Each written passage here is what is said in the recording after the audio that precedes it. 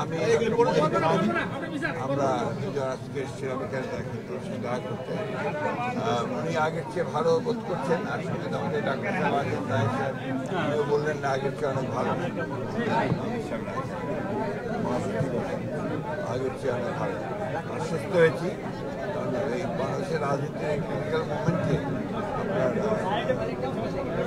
সাহেবের সুস্থ হওয়াটা খুব জরুরি আমরা মনে করি। আল্লাহ তাআলার কাছে দোয়া চাই। বিএনপির বাংলাদেশ সেক্রেটারি জেনারেল এবং স্ট্যান্ডিং কমিটির যে মহিউদ্দিন খান সাহেব, ওনারা কষ্ট করে অসুস্থ আমির জামাতকে দেখতে আসছেন। আমরা জামাত ইসলামের পক্ষ থেকে ওনাদের প্রতি কৃতজ্ঞতা জানাচ্ছি এবং আমির জামাত ভারপ্রাপ্ত চেয়ারম্যান এবং ম্যাডামের কাছে ওনার সালাম দিয়েছেন। আপনাদের সবাইকে ধন্যবাদ। এবং আমি বলি, আপনাদের আরেকটা কথা বাদ পড়ে গেছে, হচ্ছে যে আমাদের ভারপ্রাপ্ত চেয়ারম্যান জনাব তারেক রহমান সাহেবই আমাকে বলেছেন যে আপনি যান, গিয়ে দেখে আসেন।